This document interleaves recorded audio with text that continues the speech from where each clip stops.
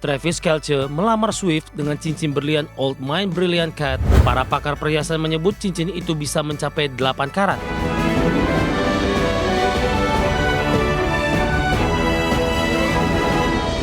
Kembali bersama kami di Prime Market Highlights. Pemirsa, Taylor Swift dan Travis Kelce resmi mengumumkan pertunangan mereka di Instagram dengan foto romantis berlatar bunga. Ya, cincin pertunangan besar yang melingkar di jari Taylor Swift langsung jadi sorotan publik karena harganya ditaksir capai 80 miliar rupiah. Taylor Swift dan Travis Kelce resmi mengumumkan pertunangan mereka di Instagram dengan foto romantis berlatar bunga. Travis Kelce melamar Swift dengan cincin berlian Old Mine Brilliant Cat yang dirancang bersama Kindred Lebeck di Artifact Fine Jewelry. Meski detail resminya belum banyak diungkap, para pakar perhiasan menyebut cincin itu bisa mencapai 8 karat. Karakter antiknya membuat batu permata ini dinilai semakin langka dan mahal di pasaran. Beberapa pakar menaksir harga cincin Swift berkisar antara 4 miliar hingga lebih dari 24 miliar rupiah. Bahkan selebritas perhiasan George Khalifa memperkirakan bobot berlian bisa mendekati 20 karat dengan harga fantastis mencapai lebih dari 80 miliar rupiah. Adapun nuansa vintage dan kehangatan emas kuning disebut membuat cincin ini sangat cocok dengan citra Swift.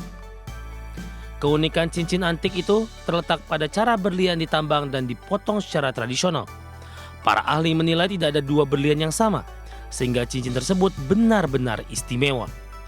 Banyak yang menyebut gaya klasik ini bukan hanya simbol cinta, tapi juga sangat identik dengan kepribadian Taylor Swift. Berbagai sumber, ADX Channel. Pemirsa, Raico akhirnya resmi meluncurkan generasi terbaru kamera saku premium Raico GR4. Setelah 6 tahun penantian dari GR3, kamera ini hadir dengan beragam pembaruan di hampir semua sektornya.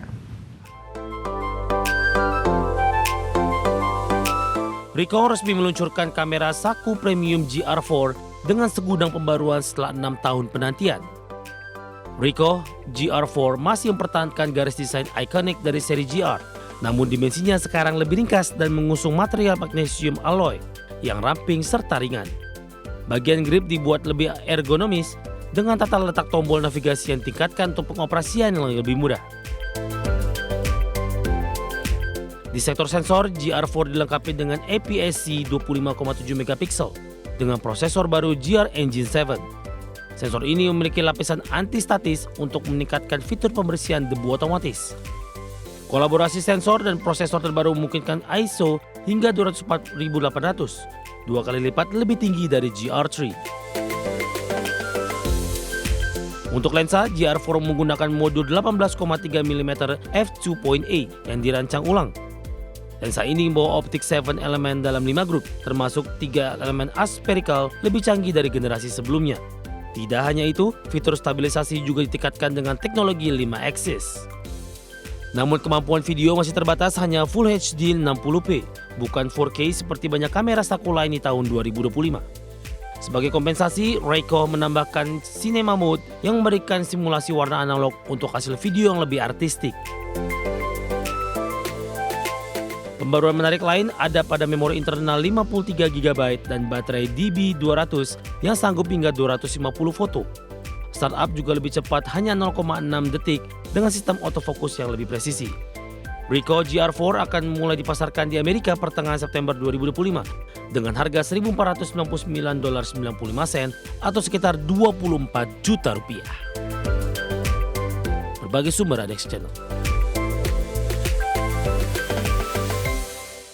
Kabar selanjutnya datang dari industri perfilman, pemirsa, di mana film terbaru Marvel Avengers Doomsday dijadwalkan tayang di bioskop pada 18 Desember 2026. Ya, aktor Tenoch Huerta dipastikan kembali memerankan Namor dalam film yang disutradarai oleh Anthony dan Joe Russo ini.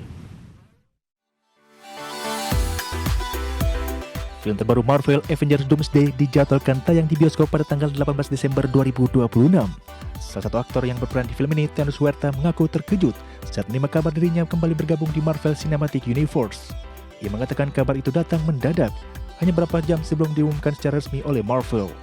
Meski begitu, Huerta menyebut keputusan itu sebagai pengalaman menyenangkan dan penuh kejutan. Sang aktor menambahkan perannya kali ini akan berbeda dari sebelumnya. Menurutnya cerita Avengers Doomsday akan melibatkan banyak karakter muda, sehingga porsi setiap tokoh lebih terbagi. Hal ini membuat perannya sebagai Namor lebih sederhana, terutama dari sisi waktu syuting dan energi produksi. Adapun selain Huerta, film ini juga akan menghadirkan seret bintang besar Marvel. Di antaranya Chris Hemsworth sebagai Thor, Anthony Mackie sebagai Captain America, hingga Florence Pugh sebagai Yelena. Marvel juga akan memperkenalkan sejumlah karakter dari semesta X-Men seperti Magneto, Profesor X hingga Gambit yang diperankan Channing Tatum. Berbagai sumber, IDXino.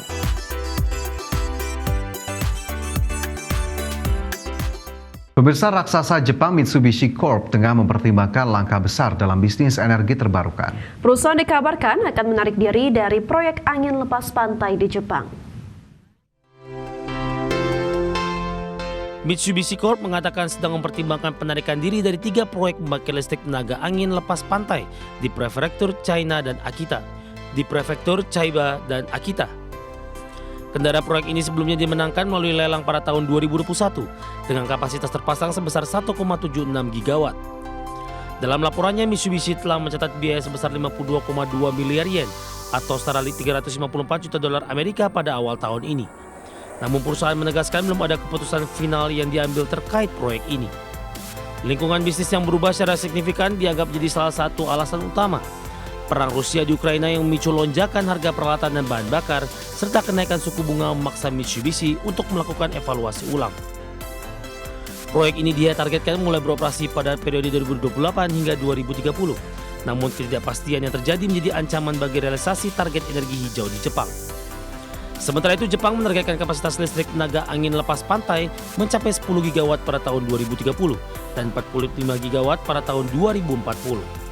Beberapa pemain global seperti RWE, Iberdrola, dan BP juga telah menangkan proyek serupa di negara tersebut. Berbagai sumber IDX Channel.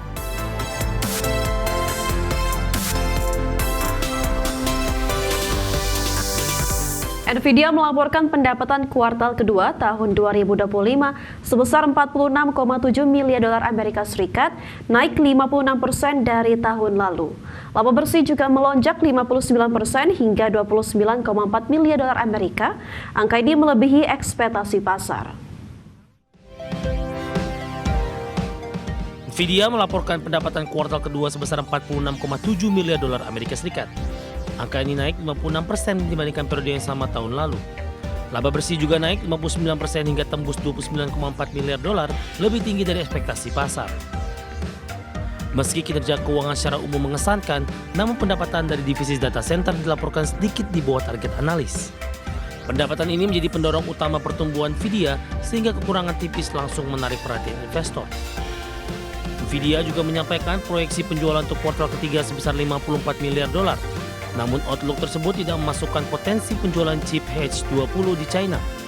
Hal ini memicu kekhawatiran bahwa kondisi geopolitik dan regulasi di China dapat membatasi pertumbuhan jangka panjang perusahaan. Saat hasil keuangan ini dipublikasikan, saham Nvidia justru terkoreksi sekitar 3% di perdagangan pasar pasca bursa. Anggapan banyak investor meskipun angka nyata menarik, ekspektasi terlalu tinggi membuat saham mudah tertekan ketika ada kekurangan kecil. Secara umum, Nvidia masih menjadi pemain dominan di industri chip dan kecerdasan buatan dengan nilai pasar yang masih di atas triliunan dolar. Namun kedepannya perusahaan harus menghadapi risiko persaingan ketat, regulasi internasional dan ketidakpastian di pasar China yang menentukan arah pergerakan sahamnya. Bagi sumber IDX Channel.